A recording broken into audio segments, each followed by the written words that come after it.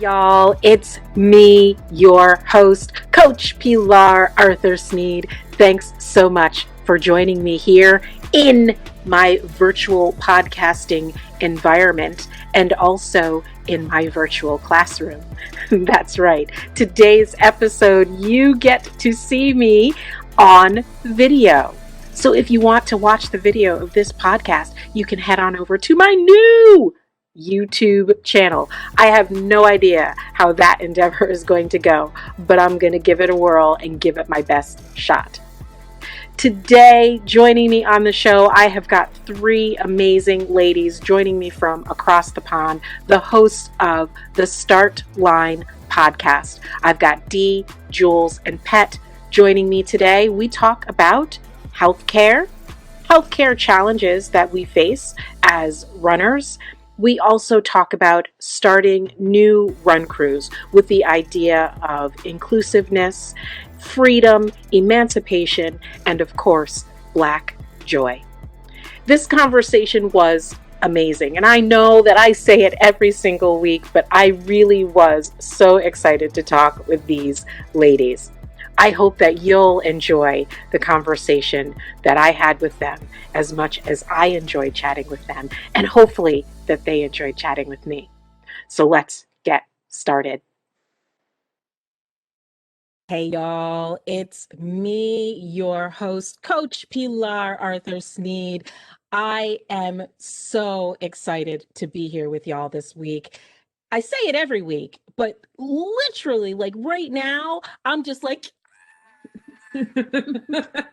I did my Zen moment before we start the show, but I'm going to try to keep a cap on myself today because I'm just super excited. Right now, I am here with three ladies talking to them across the pond in London, England. I have the co-host triple, it's not a triple duo, triple powerhouse of hosters of the Start Line pod with me on the show today. Dee, Jules, Petrina, welcome to the show. Thank you. Thank you so much for having us. Thank you. We're so excited. It really is. I'm just super excited to see y'all and to talk with you today. Ever since we had our conversation on the race, I thought, Yes. oh my goodness, we have to be able to have a conversation. So thank you so much for being here today. Thank you for inviting us. And Thank you so we're much. as Jules and I have just commented, we're loving the hat and the lipstick. Looking fierce. Fantastic. Coach Pilar is Super rocking the fierce. red. And I even have jeans on today instead of my pajama pants. Oh wow. We That's are awesome. honored. We are honored. Awesome. So there you have it. So ladies, I would really love it if each one of you would just tell me a little bit about yourself. Anything that you'd like to share, I would love to hear it. Start with the eldest. So we are three sisters. I don't know if you know that, but the three of us are sisters. And I'm Denise. So I'm the eldest sister. So there's four of us siblings. We've got an elder brother, Clint, who lives in Canada with his wife and four children, and Kat. And then there's me, then there's Jules, then there's Pet. Okay. Baby, not so baby anymore. She's always the baby. So Jules and I live together, and we are both lawyers. And yeah, what else? My God, let's run through the list. I am a lawyer, a CEO and founder of a charity called Reach Out to Kids. I co-founded Run Crew, Emancipated Run Crew with Jules and our friend running brother Trojan last year. But I've been running for about 20 plus years. And then I co-host and co-found, I suppose, of the Start Line podcast with my beautiful sisters. Wow. I'm not married, unfortunately. I don't have children. But, and you know, much as I kind of lament about that, I do enjoy my life. We're Christians, so we firmly believe and, you know, appreciate the blessings that God has given us. So that's me. Awesome. Thank you for sharing. And I'm next in the line, Jules. So I last child until that one came along. Now joint middle child with Denise. Yes. So I am also a lawyer, as Denise mentioned, but it's my second career. So I used to work in the music industry before becoming a lawyer. So I used to do press and PR and hang out with people like Jay-Z, Mary J. Blige, and Missy Elliott, and Nelly Furtado, and Lionel Richie. I had a very exciting life, and then I decided to push paper and become a lawyer. But no, it's all good. So yeah, I work for a television company now, broadcasting, so still kind of in media. And I also run a cake business on the side. So the fancy baker.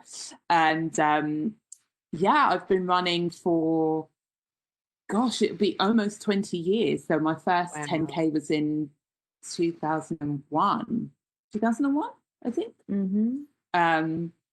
So yeah, next year will be my 20th anniversary, I guess. Wow. And yeah, as Dee said, ERC, Emancipated Run Crew, is like our baby, and obviously the Starland Pod. Also, loving just being in the kind of creative space and meeting great people like you, Pilar. Absolutely. I could not agree with that more. Wow. But yeah, life is good, God is good, and just have to be, as Dee said, thankful for every blessing. So Absolutely. Awesome. No, even in the midst of this COVID madness. All of Yes. Indeed. Yes. So, and then over to the baby. Over to me. I'm Petrina. I'm the youngest Yes. of the family. Started running, 2 years ago? I think it's more than that More now. than that? It feels like it is. It's probably about 3 or 4 years now. Yeah, oh gosh. So yeah, I started about that long ago. And what else? I work in charity, or I was working in charity for a couple of until I was furloughed. I don't know what to say.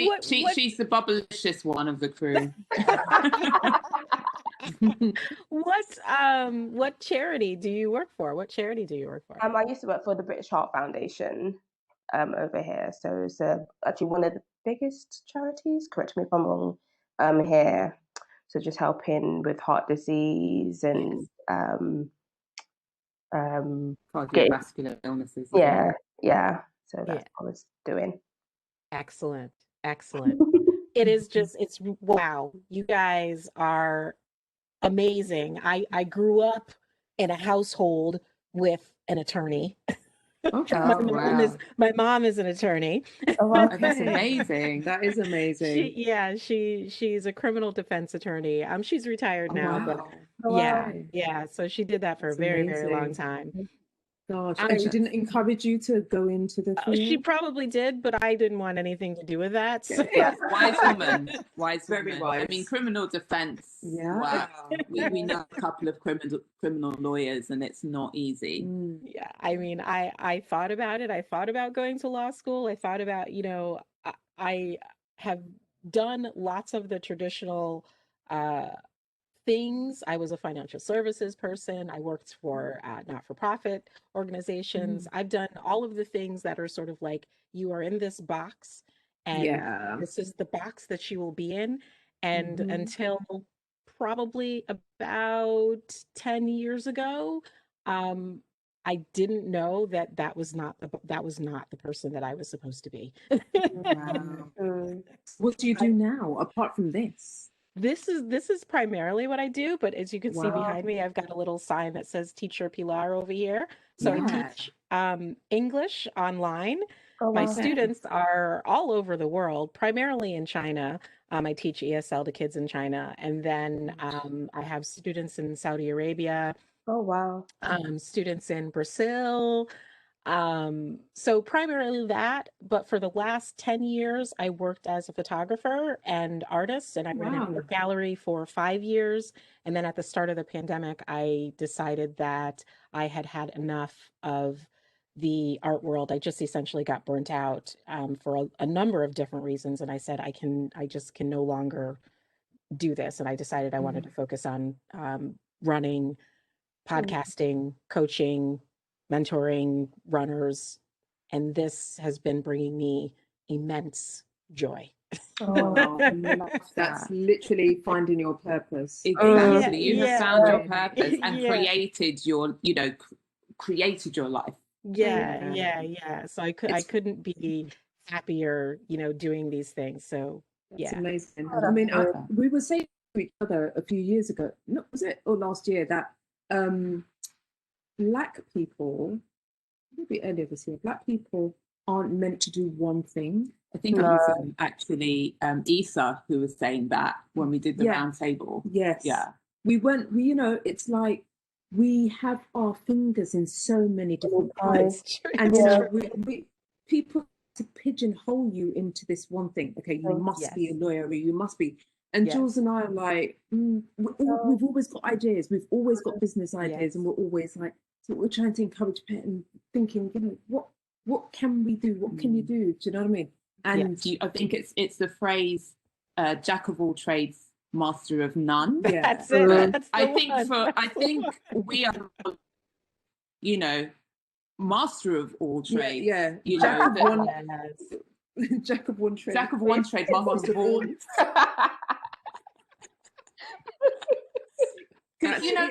Life is, and that's why I was like, when I changed careers from music and went into being a lawyer, and people were like, oh my gosh, that's such a brave.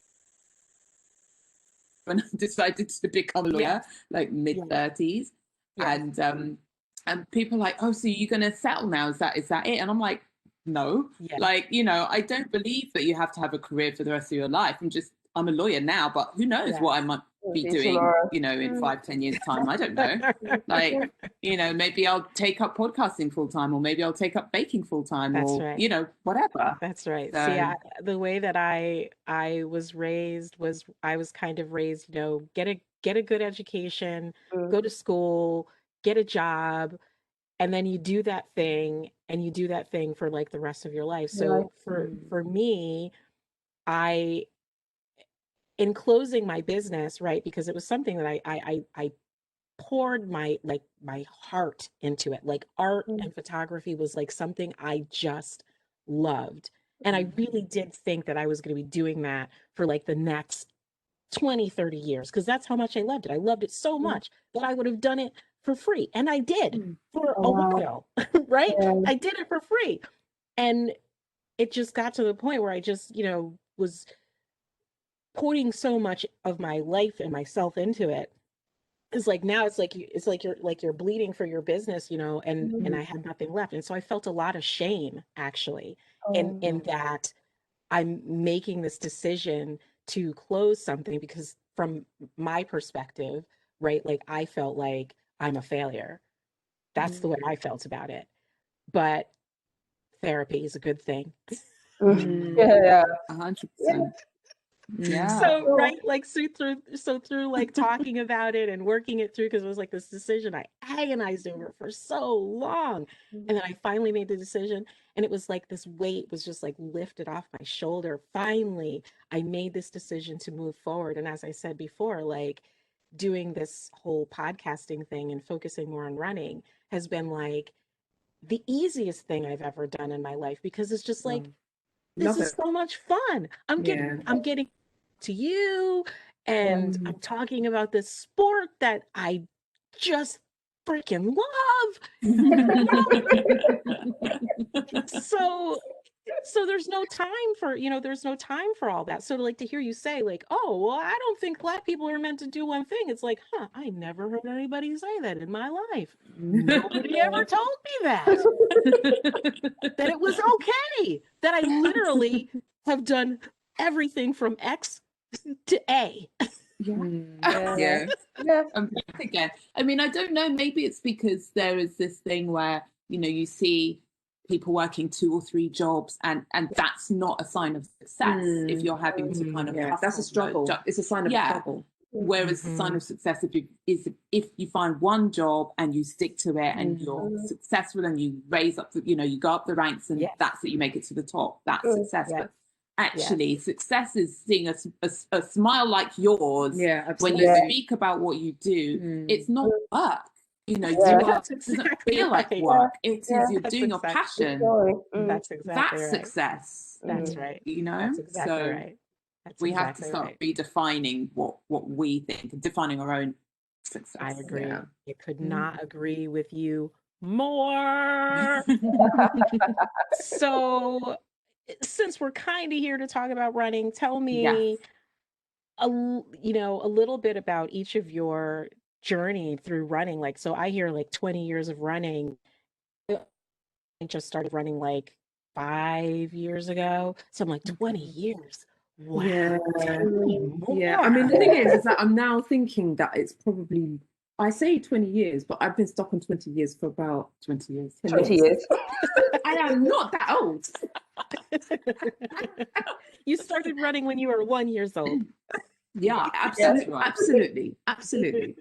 Yeah, no, I started when I was in my early 20s, so it's 20 plus years now.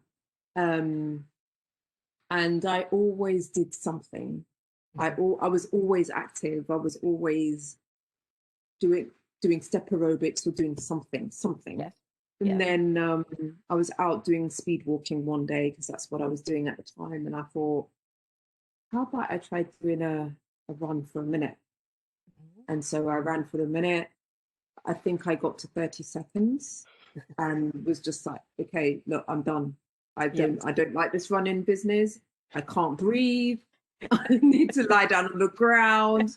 Yeah, that kind of thing. And then from there, I thought, let me just walk for a minute, run for a minute, and see how I do. I didn't do that all the way home, but I tried it. And then the next day, I went out and I thought, okay, let me just try and see if I can lengthen this thing again. Anyway, so I built up and then went from there, did a 5K, then did a 10K, or a few 10Ks. We were doing Nike runs and stuff like that. Yes. And then built up to doing the Toronto Marathon in 2007. So that's the only marathon I've done thus far.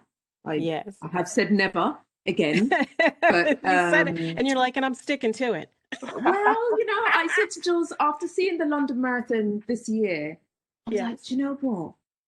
I think I might do it for my 50th. Like, all right. I've got a couple of years to go. Let's maybe think about doing this. So that's what I'm thinking about. I've got enough time, so long as I can keep the injuries at bay. Yes. And then I brought this one into running. Yeah, so she brought me into running, and it was funny because I was listening to your episode with Curvy Girl Runs. Oh, yes. And she was talking about her colleague who told her, come on, do this 5K, I'll do it if you'll do it. Yeah. And I was like, oh my gosh, that's the trick that Dee used on me. So Nike used to do these London 10Ks. Yes. And in the year that I first did it, so 2001, the campaign was, I'll do it if you'll do it. And so she comes home, she's like, oh, Nike's doing this run. I really think you should do it. I mean, I really want to do it. And so, I mean, I'll do it if you'll do it. And that's the campaign. I was like, oh my God. And she knows that I like challenges. She's so if you tell me that I can't do something, I'll be like, right, I can do it, So it was kind of like the right campaign to get me motivated. But I did not like run. Like I did not run. I did not run. If I was going to miss a bus and be late for work, oh well, work would have to wait because I'm not going to run for it. So again, did the whole couch to 5K thing. I'm sure so many people who are listening to this have done the same program where it is the run one minute. And again, like that minute was literally the longest minute I have ever had in my life. I didn't think a minute could last so long. Because, you look at the program, you're like, run a minute, walk a minute.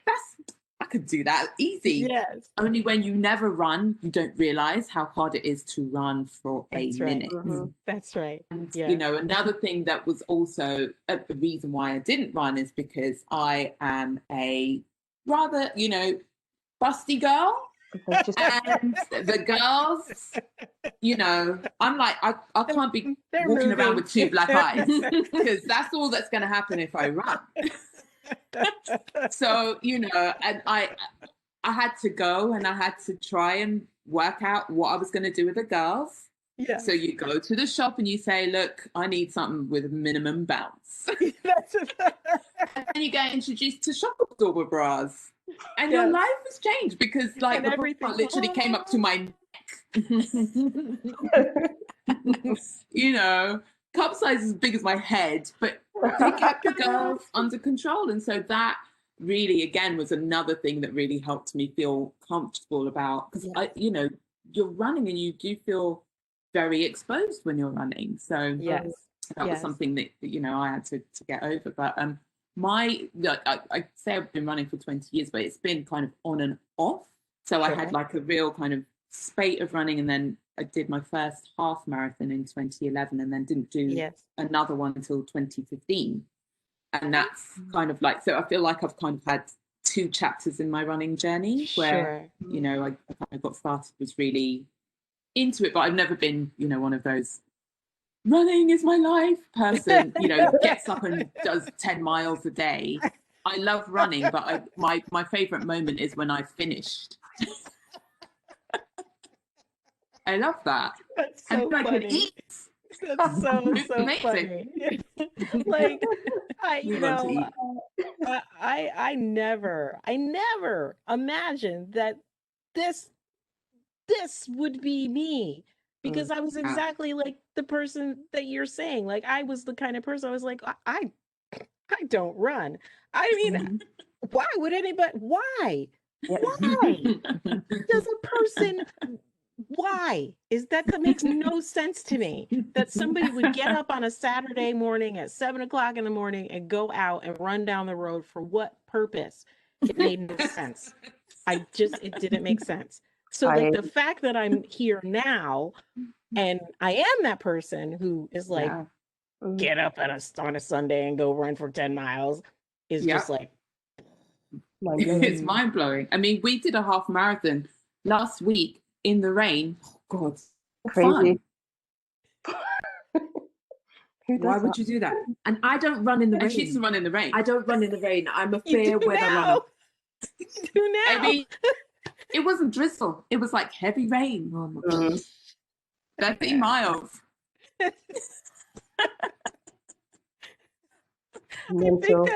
I think running, like once you get past a certain distance, maybe like 8 miles or something, there's something that happens in your brain, you know, some kind of brain chemistry happens where it just like, I don't know, it just changes your brain. I think you're just somehow. scared to stop. Yeah. And also we were just too far from anywhere to get home. We had to keep going. Oh, just had to keep going. Honestly, that's the key. Run far away and far enough away from home that the only way that you can get back is if you walk is going to take longer than it took you to get to that point. That's right. So you run back home. And so now pet story. Yes. Oh my God, I think it's past the button, isn't it? Because I think Jules used the same trick on me. Apart from meet me after work, we can go running. Yes, exactly. Come on, you have to run. Meet me after work. And we can run from your work to the train station, and then we can have dinner afterwards. That was it. We can have dinner and a glass of wine after you run. That was Jules. Oh my goodness. And I'm like, run? No. But she convinced me to do it. Yes. And it was. I made you run one of my birthdays. That's it. Yes. In the heat. Oh God, that was terrible. It was like what, 28 degrees or something. It was hot. And I think we went to your house. It was total torture. And I'm just like, why is she making me do this? I am gonna kill her after this. I'm never doing it again. All the way I'm complaining, like never doing this again. and then I just got the bug for it. I just, started enjoying it. Did my first 5K when? Oh God, that was about 3 years ago. That was 3 years ago. Yeah. And that was something I thought I would never finish that. I'm just like, when is this ever gonna end? And it was hilly, wasn't it? Yeah, it was the key. It was like a cross-country route. Yeah. Terrible. But I was glad I finished that because I felt like I actually achieved something. Yes. And I got my medal, and it was like Mum was there to cheer me on, and the girls once they finished. So it was a nice event to actually start my running journey. And then I've done a few 10Ks, haven't I? All right. So I'm building up.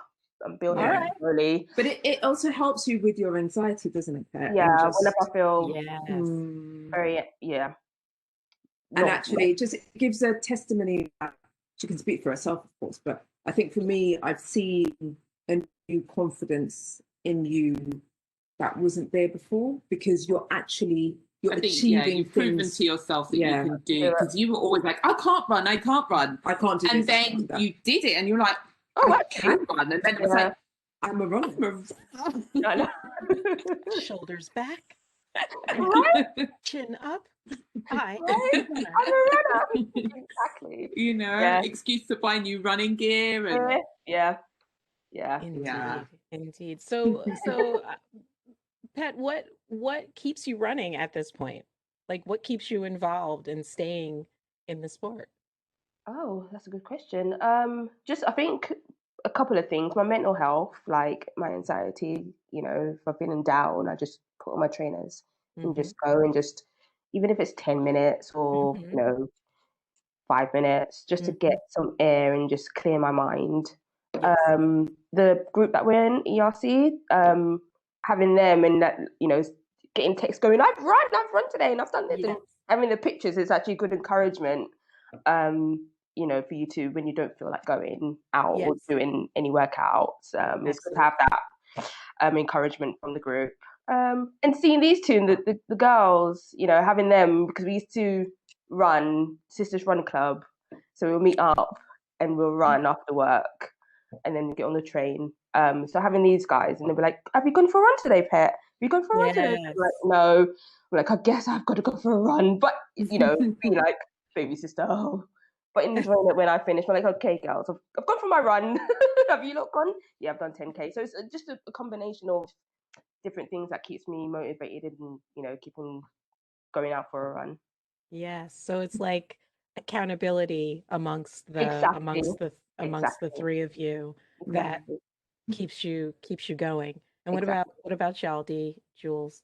What keeps you in the game? Addiction. That's right. Yeah, it's addiction, but for me, it's addiction to food. Okay. Because I can't diet. Diets suck. Yeah, diets suck all around. As you get older, the pounds just pile on if you think about food. So the pounds essentially just, come on because you're just sort of like sitting here, and then all of a sudden you're like, wait, where did that come from? I didn't even know that I had that. And that's been that COVID has but no, I mean, seriously, it's really because for me anyway, I really do believe that as Black people we have to be active, and being active now when you're young enough to run, because like sometimes I'm running and I'm like, thank God I can run, like, there is going to be a point in my life where I won't be able to do this. And I think, we all had operations, like say we've all suffered from uterine fibroids, and so we've all had myomectomies. And when I had my operation, I the end of 2012, and the first time I went out for a walk, I could walk barely to the end of the road. Wow. And before that, I had just done, like the year before, I'd done my first half marathon, I'd done loads of 10Ks. And to get to a point where I couldn't walk to the end of the road was so it was so soul destroying because I felt like I was at the peak of my fitness, and then this operation just felt like it took everything from me. Like I couldn't even, you know, I had to stop at the bus stop to sit down before I could walk home, like a 2-minute walk. It took me about 20 minutes. And you realize how much you have to just thank God when you're able to run, you know, or when you suffer an injury, or, you know, you think, will I ever get back to where I was? And so that keeps me going, because I am blessed. I can run, I can get out there, I can, you know, go for a half marathon run for fun. You know, I know people who are suffering from illnesses now who, you know, the thought of 5K is insurmountable. That's right. So it, you know, it's that thought, and the kind of thought of, I don't want to be dilapidated when I get older. I want to be active, and I want to, and that work starts now. So that's right. I agree. You know, I agree. That's what kind of keeps me going. I agree. You know, I agree with that wholeheartedly. I'm just like, you know, we're so blessed to be able to move, and so blessed to be, and because, like Jules said, we have all gone through, in fact, Pet is still recovering from her surgery, so she's not running. So she had her surgery this year. I'm so sad. So she's not running, and just seeing her go through, you know, her whole recovery brought it all back to me, because I had another operation last year.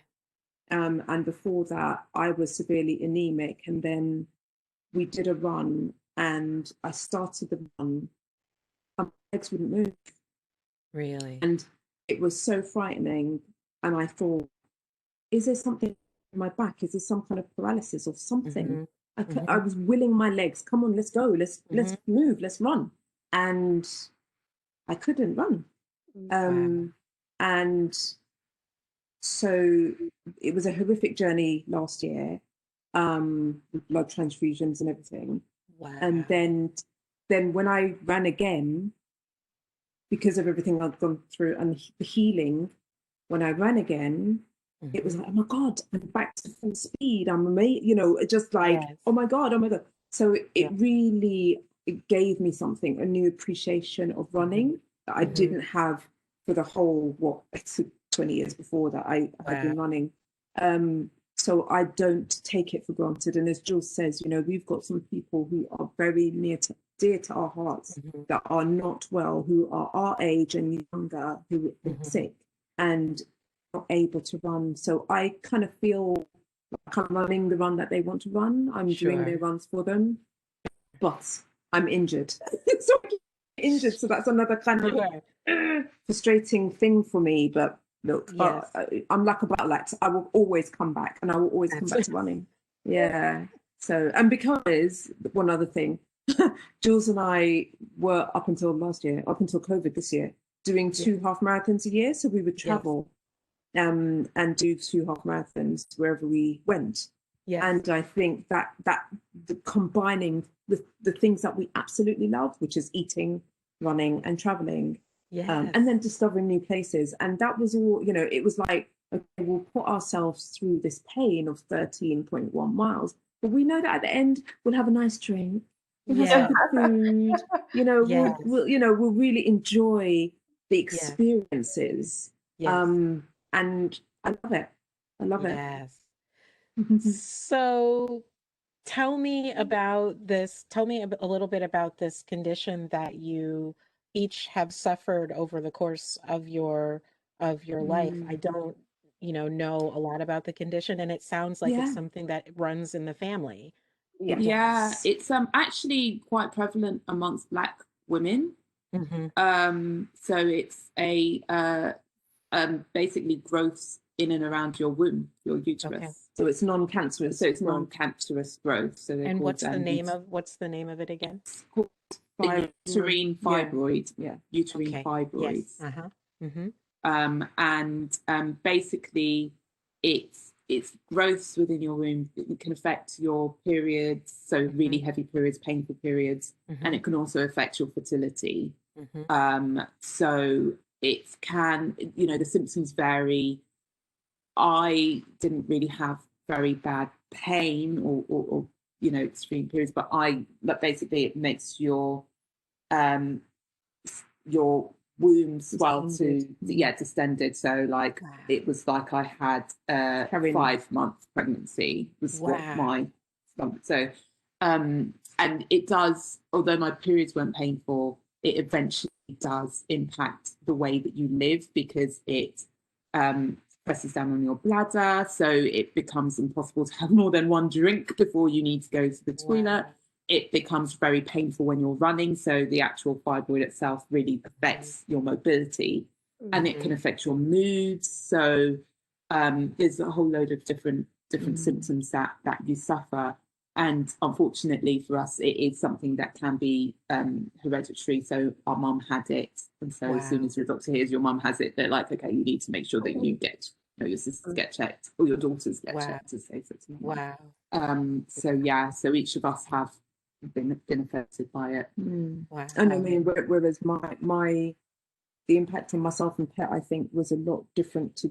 So for us, it was very heavy, very painful periods. You could feel this bulk, this mass in the bottom of your stomach, just like, and it's just, you'd lie on your back and you'd feel them, and it's like having an alien growth in your body. And when they take them out, they're so disgusting. It's just this glutinous. It's just this. Oh, it's disgusting. But do they show fortunately, you? I had when I had my surgery, the doctor kindly gave me the pictures that he took of them. You remove them. I still have the picture. Figuring that you're in the middle of the operating room and you're out. So and the doctor's like, "Hey, wake up! I want to show you. Look, look." Like, oh, thank you. I feel a little nauseous. Thanks so much. But like talking about the surgery, the surgery is no joke. Like it takes you about months to recover. Yes. After you have the surgery, digging around on your inside. So yeah, that's right. I mean, I think we know so many women who have had this condition. It might not be as prevalent in the States. I don't know. It may be that because of the regions that we come from. Do you know what I mean? It may be because we've still got that connectivity to the Caribbean and Africa and stuff like that. Sure. Here in the UK, because our parents came 2 generations before. But so there may be some connectivity there. But I personally think it's also, what you eat, what you drink, the things that you put in your body, because if you're eating meat, they treat animals with certain chemicals and stuff like that. And even what you eat, the vegetables that you eat sometimes, so I think all of that plays a part. But I've spoken to women who have it and are absolutely petrified of having the surgery, and we would just say, look, the quality of your life once you have it is so much better. Yes, they can grow back, and they do grow back, and mine grew back. So I had to have a second surgery. But notwithstanding all of the horrific experiences of both of those, I wouldn't shy away from having that operation again. Like I say, the quality of life is so much better. I mean, just wow, how did I live with that condition for so long? Sure. And the surgeries that you've had, it's to just remove the fibroids, or are they, or are you like having your uterus like in fact removed, like hysterectomy? Is it that? No. They literally go inside. It's like a cesarean section incision, and they go inside and they cut away each of the fibroids. So it can be. That's why the healing process is so long, because they're making all of those cuts inside. So it's quite invasive.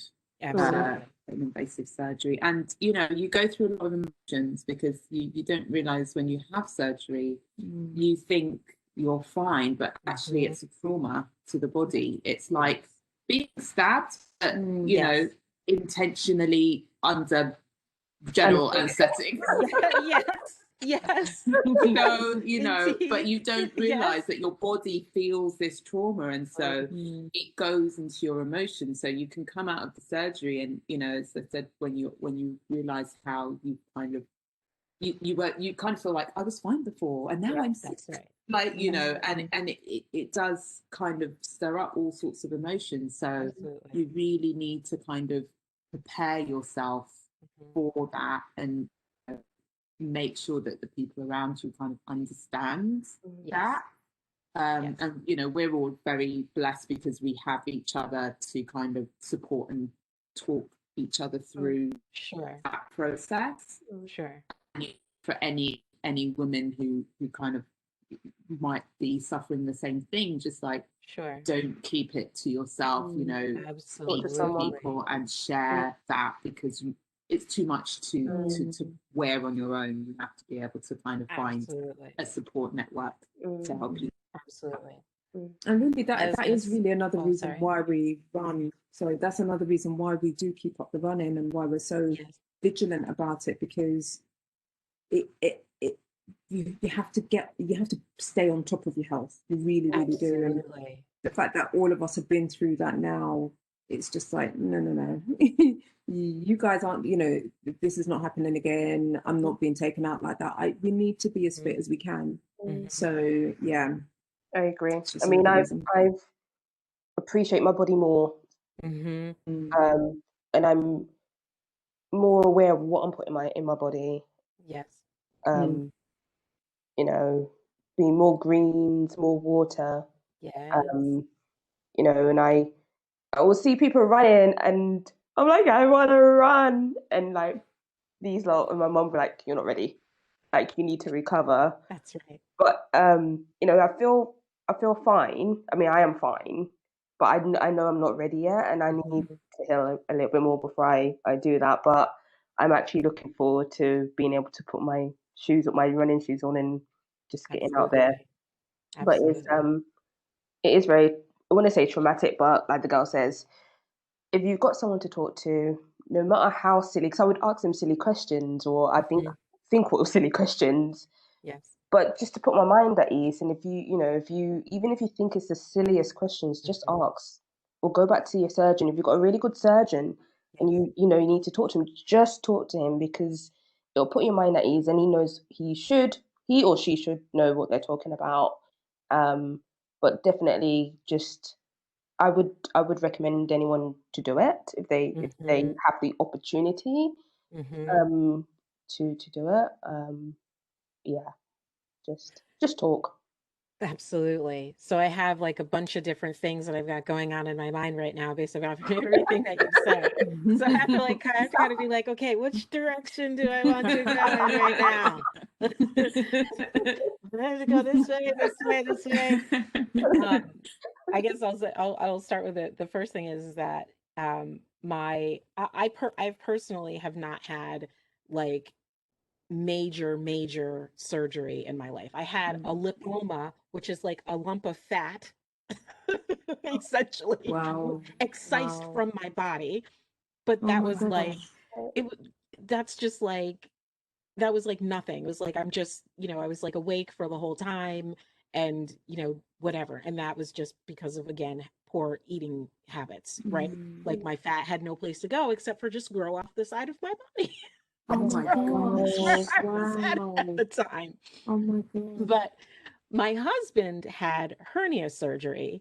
I don't remember how many years ago it was, but that's, a similar surgery in that it is this major operation that they're doing under general anesthesia. And I I think, like, most tend to underestimate the level of like recovery that you're going to need. So like, to your point of like, you have to really know your body, and I think that running does help you in having a good understanding of like, okay, how does this feel like right here? How does this feel if I were to go run, whatever. he totally had, you know, he was like, you know, the next week, I'm going to go do this. And he was like, ooh, maybe that's a good idea. You know what I'm saying? Yeah. Pull that back just a tick. Yeah. You know, you know what I mean? So there, you know, so I can totally see, I can totally see that. So, I mean, and then the other thing is, I think it's like really great that you have the support system of your family that you can rely on. I think I have heard of women in the United States suffering from from this condition. Uh, Tell me a little bit more about healthcare in the United Kingdom as compared to healthcare in the United States. I think some of the challenges that women face in the United States, especially being women of color, is that there's this perception that if you are a woman of color, your pain tolerance is somehow Higher. Yeah. like extra or Yeah. higher. Yeah. You can just like deal with Suck it. it up. And so you Yeah. go to the doctor and you try to tell them that you've got this thing going on, and they're just like, you just have heavy periods. That's just your problem. Get over it. I mean, I think here we are lucky and blessed that we have, you know, universal healthcare. So you've got the NHS, so you have a problem, you go to your doctor, you get a referral to a hospital, you get an operation. You know, obviously there's waiting lists and things like that, which can mean that things drag on a little longer, but eventually, you know, COVID, you know, absent, you will have your operation. But there is inequity in outcomes for Black women, particularly in childbirth. But Black women are 5 times more likely to die in childbirth. I think the statistics are probably similar in the US. And that is, again, due to that perception of superwoman, Black woman. You know, you're saying you're in pain. I think you can take a little bit more. Not taking your condition or your complaints seriously because, you know, what do you know? So that is an issue. But I think in terms of general conditions, I don't feel as a Black woman I would go to the doctor and not be taken seriously. Sure. I think particularly because where we live, we you know, in London, it is very diverse. The doctors are very diverse. So you tend to the problems like uterine fibroids, for example, is a common problem with Black women, and this is known. So there are, so they do take it seriously, but within that, you know, you still have situations like right now. We all know that with COVID, it again exposes those health inequalities in terms of who is disproportionately like from COVID. It is people with Black skins, and that is the same whether you are someone who is low, someone who is a professional. So what is the link? Because there is no reason why, because the genetic differences between people of colour and people who are not of colour are minute. They're negligible. They won't have any impact. So it is something else. That's right. So Agreed. Yeah. Agreed. It's a challenge. Agreed. But yeah, I think in terms of what you guys have to face in the States with them not being universal healthcare means that presumably these things go untreated, you know, and as a result, women suffer, and then there are side effects from that, and then, you know, detrimental impacts. Agreed. So I just, I couldn't imagine. Yeah. that I mean, at all. I recently had like this whole issue with my health insurance it was just ridiculous. The insurance plan that we had is like a high deductible plan. So it means that you have to like pay a certain amount of money until you reach this deductible, and then you get healthcare coverage. You pay out of pocket for the whole entire time. So I have asthma, and I have maintenance medications that I take on a monthly basis, and we have not, for that plan, we had not met our deductible yet. So I go to get my asthma inhaler, and they would not provide me with my asthma inhaler. No way. The Are you insurance kidding? company, I am not kidding you. The insurance company would not allow me to purchase one inhaler at my local pharmacy. They wanted me to purchase three inhalers at triple the cost because Oh they my could mail goodness. them to mail them to me, and they would not provide me with my medication. So I went for a month without my medication Oh because wow. I had it. They would not allow it to happen. I simply didn't have $1,200 sitting in my bank account to pay for a 3-month supply of this medicine. I just needed one. That's Oh my Lord. ridiculous. Is it? I mean, I can't believe what they can get away with. I know, it's crazy. So it is, yeah, your health is your wealth, and but Right. also the people who are your people are your wealth. So if your people are not well, like it's basic. It's basic. Yeah. So That's yeah, we horrendous. canceled. So we it was at that point that my husband said, "Okay, it's about time we get rid of this," And I was just like, the day that I went to the pharmacy, I was in tears because I'm just like, it's frustrating, and honestly, Need your medication. like my husband's also diabetic. His medication costs like $10, right? But like, and my husband is also white, so I have always felt like with this healthcare stuff, right? Like he's always like, "Oh, just pick up the phone and call and it'll be fine and you'll get what you need. It'll be fine." And I'm like, No, it won't. Oh, I'm like, dude, seriously, they're not allowing me to get one medication. I feel like there's like a note in the file that says this person is black. Do not give them what they oh need. wow. Like I felt like that. Yeah. That's Yeah. I mean, that's totally. I am speechless. Exactly. You're just like, Ridiculous. I can't even imagine, right? Yeah. No. And so it's very stupid, and it's stupid to me that we are presently in a country where people are like, "Oh, the Affordable Healthcare Act is it's communism." It's like, no, it's just a basic human right to be able to be provided so with medical care. Yeah. It's really, I think it. I don't know if people who say that, the people who complain about healthcare being provided don't know how they look to the rest of the world.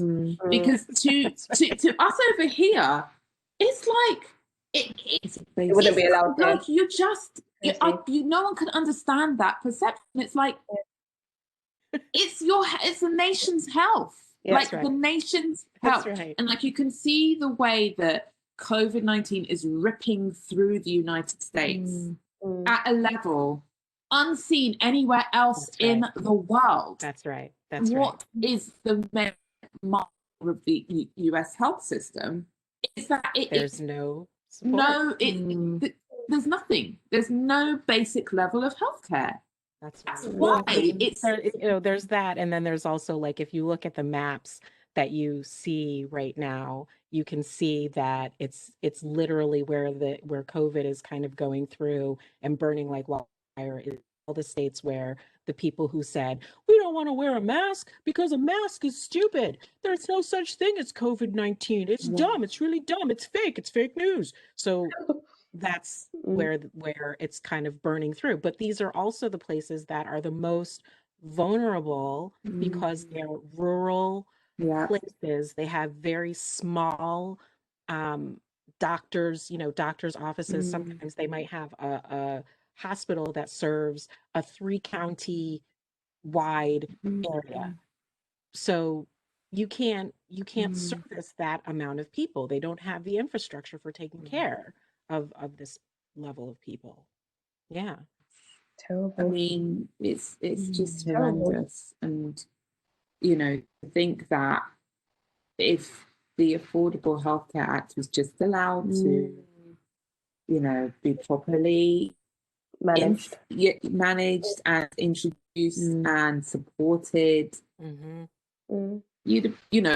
one's ready for this virus, but at least way more prepared than at least we'd have that. Yeah. Exactly. At least we'd have that. Wow. So that's a big conversation about health. That's right. But you know what? Like every episode, I always say, this is a podcast that's a podcast about life, and healthcare is a part of life. It's about running, but it's also about life, right? Like, so as runners, we need the ability to be able to take care of ourselves. Exactly. As you have talked about, you have healthcare conditions that need caring for, and this is life. So I'm happy to talk about anything, literally, on this podcast, except for the current president of the United States. Wow. Well, the squatter. Yeah. The squatter in chief. That's right. One of our news presenters said today. Terrible. I thought it was hilariously funny. People come up with a lot of things to say. They really do. They really do. Oh, man. They really do. But we digress. Horrendous. So let's switch gears here. Let's switch gears. I want to talk about the Emancipated Run Crew. Yay! Pete, show your t-shirt. Show your t-shirt. Yay! Emancipated Run Crew. Oh, yes. I love this. I love this. So I didn't know, like, whenever we connected, before, that like I hadn't put all the pieces together that y'all were co-founders of this crew. So like I had found Emancipated Run Crew via Instagram, and I was like, they got to come on the show. And like I just hadn't, you know what I'm saying? Because I was just like, I love the name. I love that there's Black people out in the streets, and like, so, and to find out that you were a part of this, I was just like, so tell me everything. Oh my gosh, Emancipated Run Crew. It's a joy, and it's such a blessing to be part of such a family. So it was founded. It actually kind of grew organically. Yeah, it evolved. So our friend and running brother Trojan. Shout out Trojan. He is his birthday tomorrow. No, his birthday's yesterday. It was yesterday. Yeah, of course. Happy birthday, Trojan. Birthday either way. Happy birthday. So he actually, he started running because Dee introduced him to running. Yeah. You are like, bring everybody along with you. You're just come along. She's sharing the joy. She's sharing. He really, really loved what we all actually experienced, the whole thing. Loved running, loved going to running events, but found, as we've spoken about before, you go to running events and there aren't many people that look like you at those events. You'd be the only one. And so, we've all done different runs all over the place. Dee went all the way to Geneva and ran on her own.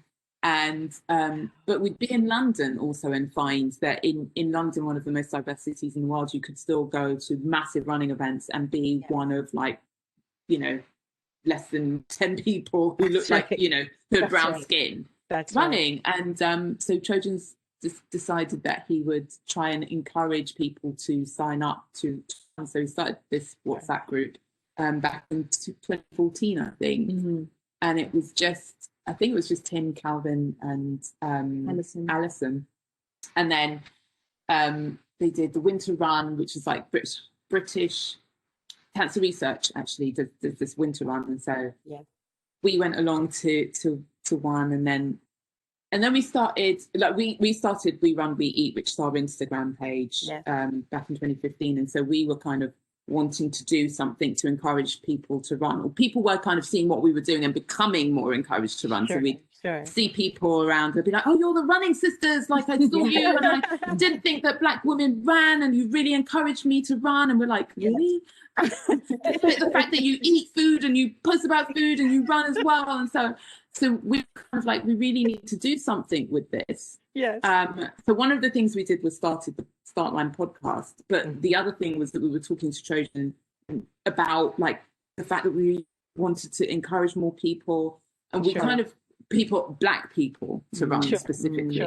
Yes. And you know, so we were on absolutely the same page, and so we were doing loads of park runs together. We'd do the like winter runs. We started doing Adidas, started to do lots of runs in London. So we were just like getting people along the way. So we'd recruit people. So the WhatsApp group started growing. Yes. And we'd see people at Park Run, like Black people, and we'd be like, oh, you should join our WhatsApp group. Yes, and, yes. But we didn't have a name for the WhatsApp group. So it kind of went through several names.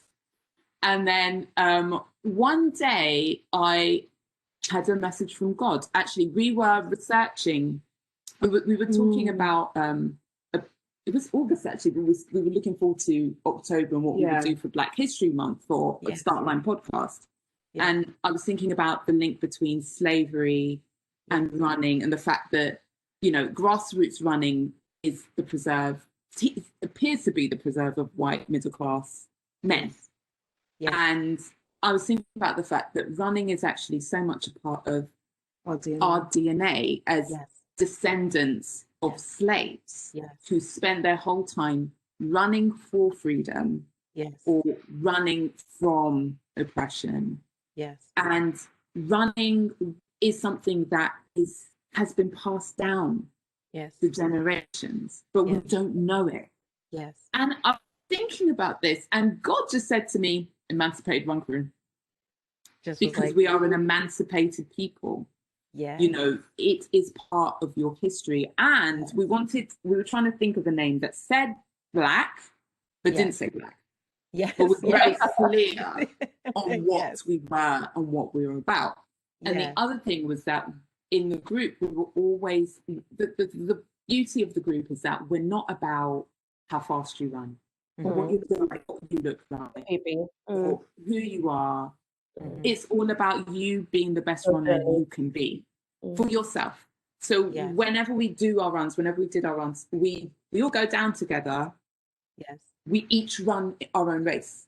Yes. So running our own race is very important. Like, although no one gets left behind, no one's waiting for you either. So you just do in that, you know, I hate it. I hate it when people are waiting for me. Like, because I'm not a fast runner, although other people will think I am a fast runner. It's all about your level. But I hate it when, like, Dee says, are you okay? You coming? And Pet hates it when I wait. Are you okay? You coming? So, because you don't want to be that person who's holding up someone's run. And that makes you feel bad about yourself. Anyway, so run free was what we always said to each other. Just run free. Just run free. And so Emancipated encaptured that freedom, and run free is our motto. It's on the back of our shirts. And it just kind of, we changed the WhatsApp group, and it was like the dynamic of the group. The energy changed. The energy just went off the chain. Yes. Like everyone was just like, it was just like blew up. It just blew up. It was like an anointing. The name anointed the group. Yeah, really. I love that. I love that. Yeah. And like, so when we're out and we're in our t-shirts, and you know, we don't care, right? Yeah. We don't care. We are clear. We're proud. We are very, you know, unapologetic. Yes. But we notice that people will always get second looks at our t-shirts. Always get double takes. They'll just have a look and then look again, and then it's like Emancipated Run Crew. And you know, it's such an emotive word that, because it's very, you know, it's tied up in a crime that was done against millions of people for hundreds of years, but we are rising and we are free, and we will not be held back. That's right. And that's what the name, that's what it encapsulates. I love it. Yeah. I love So it. we went from the three of us essentially coming up with this idea. So on the WhatsApp group, we now have there's 50 of us, isn't there? Must be with Carolyn and the new joiners, about 48, 50 people. From age ranges 25 to 60. It's just amazing, like amazing. And all shapes, all sizes, all abilities, as just said. And then on the Instagram, I don't even know, because we're on an Instagram break. We're on a social media fast. Okay, I understand. Through church. So we don't know. I don't know how many. I think we were knocking on 800, weren't we, followers? Yeah. Or something like That's that. amazing. Something like that. So in a year. Yeah, in a year. So so it's been an incredible journey, and especially at this time. And absolutely, you know, there's been a real explosion in kind of running crews in London and Black running crews. So, you know, you had our friend Tasha on Black Girls Do Run. I love Tash. You know, she's one of our dear best running friends, and you know, we love what they are doing, what she's doing. There's Fly Girl Collective with Matilda Cooper. Like, you know, there's those, obviously Run Crew was like one of the first kind of not unconventional they're crews. Also like wow. So you know, we're in great company, and it's just really lovely to kind of have that community and fellowship, but we all really support each other and kind of like try and make sure that where we have an opportunity to shout out about the other crews, we definitely make sure we do. Absolutely. I mean, I would say, Lynn, go ahead. Also, because of at the back of George Floyd's murder and the Black Lives Matter movement, we were approached by various publications, right? So we've been featured in Women's Health. Trojan's been featured in Runner's World. We had a video done Running Charity with Running Channel, sorry. And then we were featured in the Telegraph, and you know, it's literally been just like, oh my gosh, snowballing. So it's been awesome. We would not even tomorrow. We've got a photo shoot for a government organisation called Sports England, which is really quite important here. So we've got a relay to do tomorrow, and they're going to come down and shoot. Wow! And so we're like, that's awesome. Okay. I'll just start booking agents or something, but no. It's about sharing the message and getting it out there, you know? So awesome. So awesome. So awesome. I mean, what I really appreciate about the UK in general, because there are a lot of diverse running crews, not just for Black people, but like there are just lots of groups of diverse running crews. There are Muslim groups and LGBTQ groups. They're just it's wonderful to see. I'm sure that, you know, I know that we have groups here in the US. It just seems like it's a little bit more challenging to find, folks. I'm on Instagram all the time, like, okay, who does this person go to? Who does this person go to? Do you know what I'm saying? Yeah. I mean, there should be a Black Girls Run chapter, right? We have there's Albany Black Girls Run, but like for me, what I really like about the run crews in the UK and some of the different run crews that are kind of cropping up over the United States is the fact that it's integrated men and women.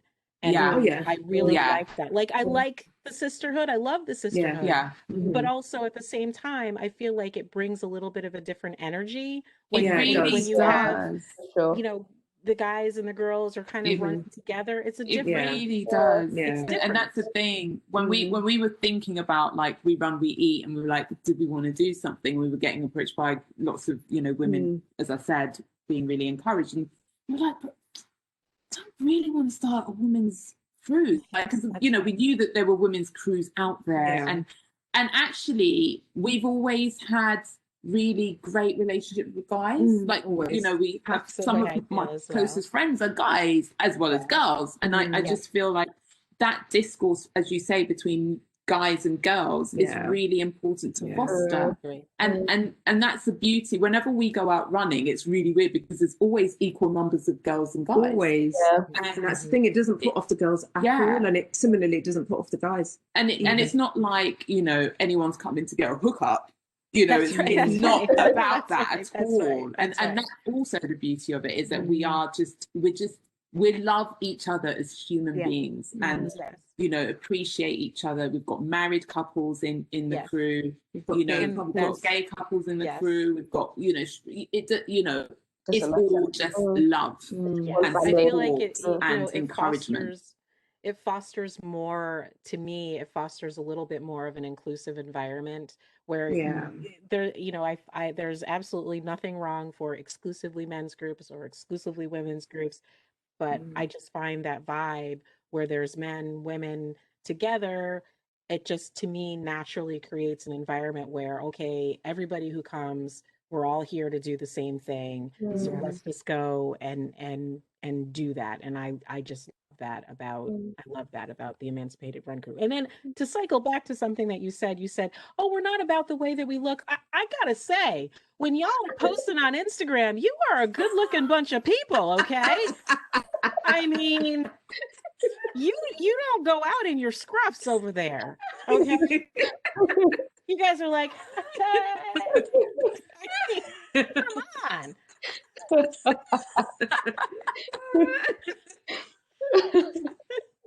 No, cut like that, Pilar. Yeah, of course. Like that. The guys will be very happy to hear you said that. Honestly. That's right. They're like, yeah, that beard trim really worked. Look at me. I look just good. got my locks freshly twisted. Yeah. It's funny. Oh my gosh, thank you so much. Awesome. When you come to London, have to run with us. Yeah. You have to run with us. Yeah.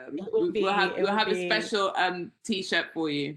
It'll be an honor and a pleasure, for real. Like I can't, it'll be great. I would look forward to it. Truly. 100% it's gonna happen. Yes. So ladies, we have talked about so many things, and I have a feeling that I could probably talk all day, but I don't want to keep you all night long.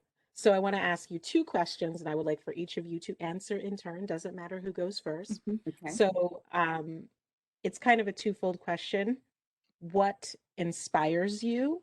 And if you had advice that you would like to give or advice that you have received, what would it be? Oh wow. That's a good question. Yeah, that really is. Okay, I think what inspires me. Do you want to let your little sister? Oh, were you going to talk? No. I'm thinking. Go on.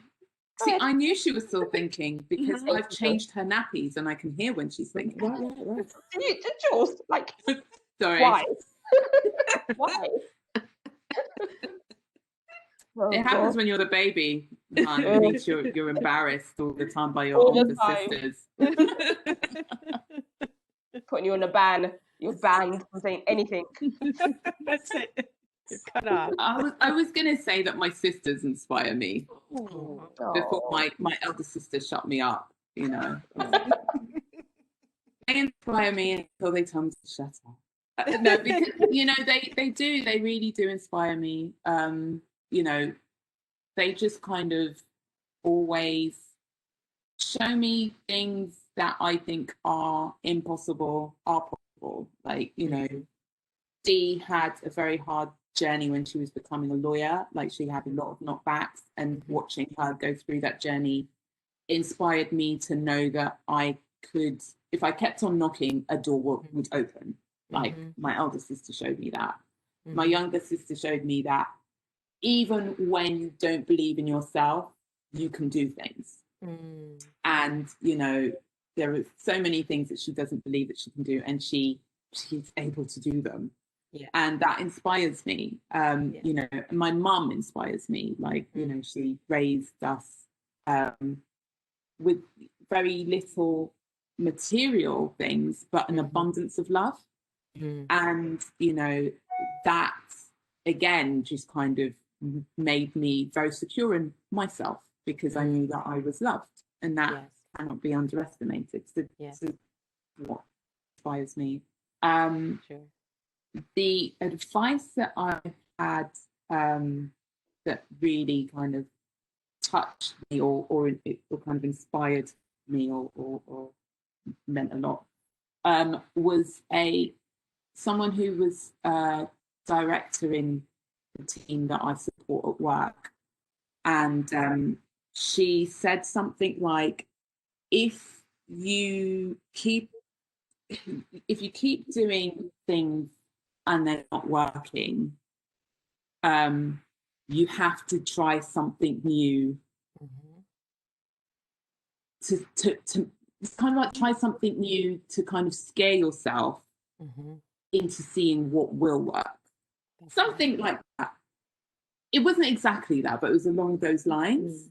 And it really kind of made me think about trying something new, because often we get stuck even in running, you kind of run the same route. You run the same route, you have your 5K route, and that's it. And you never know what might happen if you just tried that different road. You might discover something you've never seen, a beautiful park. You might bump into your future partner.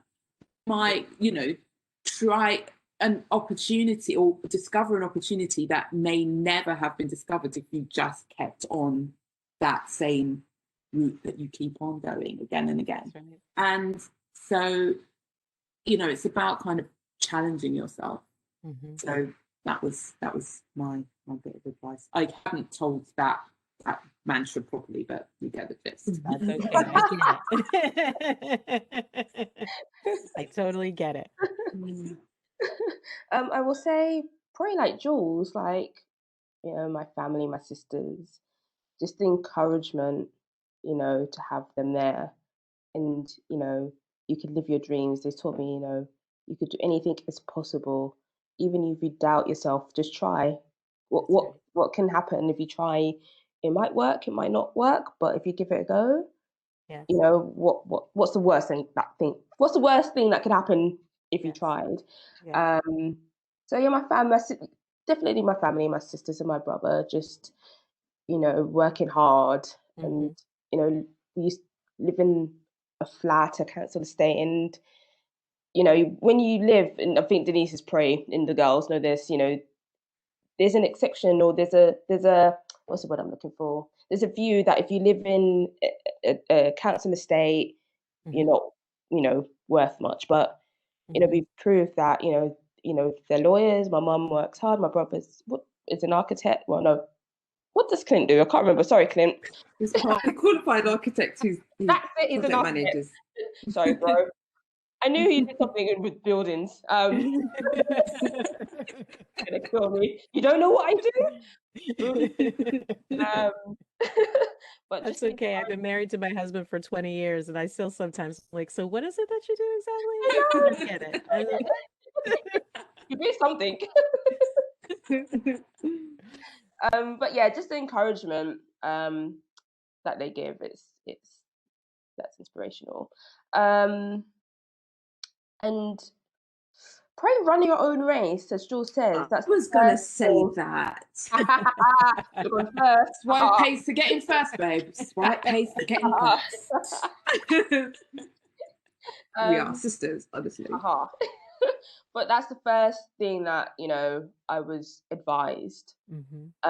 Just run your own pace. No one's going to judge you. It's your own run. You know, just ignore the outside noise and just go. Just like run free, as our, you know, our mantra is. But yeah. So that's that's my advice. Excellent advice. Excellent advice. Thank you. Thank you so much. Wow, you can have to find some other advice. I don't even know, man. I have no idea. But, you know, I'm going to be really boring and say that, you know, the inspirations are almost exactly the same. We're so dry. But just thinking about my mom and the struggles that she had. And, you know, when we were younger, it was just me and Jules with her at home at the time. And I remember mum having to put aside a bit of money every single month in order that she could buy a Christmas present. And she used to go without in order for us to have all the time. And, you know, like, remember, like, we used to get toys that we could share. So she'd get us the Dolls World and the typewriter, we used to share it. But she really worked hard to get those things. And we really appreciated it. And so mum was made redundant from her job, and she took her money and she gave it to me to go to law school. Wow. And that was, you know, you don't forget things like that. And you don't forget that when mum was really, really young when she had us. So she had my brother when she was really young, 16. And then she had me 2 years later. So she had 3 children by the time she was 21. Wow.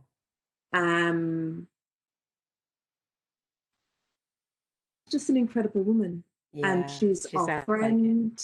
Like and, you know, the mom that we have, just, there's no words, right? So when things get tough, how tough can they be when she's come through that, right? So definitely my inspiration. And I suppose the advice, like, almost similar to Pep, but just do you, in a sense, in that. And I don't mean that in a selfish sense. I mean that even in biblical terms, that you compare yourself to anybody else. You shouldn't. We all do it. We all do it. We all, like, you know, we'll be watching TV and we'll see a girl and she'll have a ring on her finger and you're like, okay. She don't even look that great, but and that's being honest. You know. And that thing of, look, you know, this is not a dress rehearsal. This is the one life that you have. And so there is that thing about being content with your blessings, but that doesn't mean to say God does not want us to strive. But you have to stay in your lane, stay in the path that God has for you, and don't worry about what other people are doing. Don't study what they're doing, and don't let that bring you down. You are you are wonderfully and beautifully made. He has you. I love that. So when you are feeling down, when everything, especially this year, is crashing around you and people have been taken that you love, and, you know, it's hard to hear these things. Like, we lost our auntie, which was another really, you know, inspiration last year, my mom's sister. And she loved life, you know. And I can't even remember how I got onto Auntie Bed, but I just think that, you know, it just showed you that things can change in a second. And, you know, you gotta live it, you gotta go for it. And, you know, despite the pain that you'll go through of leaving, of saying goodbye to those that we love, we're still here. We're still here to try and live our best lives and be the best people for those that have gone ahead of us. So absolutely. Yeah. That's really, really great advice. And all day today, this advice has been what has come forward. So the last guest that I spoke to, Carolyn Sue, in the middle of the podcast, I'm going to pull up for such a time as this. Now, I will qualify this by saying that I am not a Christian. I'm a Buddhist. I've been practicing Buddhism for 10 or something years. But I actually have a degree, a bachelor's degree in Catholic theology. I was raised in the Catholic Church. So, so these things are very, very familiar to me. But this quote, I'll read it to you. I find it to be one of the best quotes from full. leave this with you. So, for if you remain silent at this time, relief and deliverance for the Jews will arise from another place, but you and your father's family will perish. And who knows but that you have come to your royal position for such a time as this? I think that that really encapsulates everything that you've been saying, that we people and Black women to get to this world, because this is who we are, and these are the gifts we have to offer. So I love that. I love that. I love y'all. I love us. Oh, the we feeling love is to. mutual, We love Pilar. you. It's What you So mutual. doing? great. So great. Thank you so much for joining me on the show today. It has We will have to reciprocate. We have to We have to reciprocate. have you on the To have start you on line. and hear about your journey. Yeah. excellent. I would love that. I would love that. Awesome. I am going to stop recording now. Let me see if I can do that.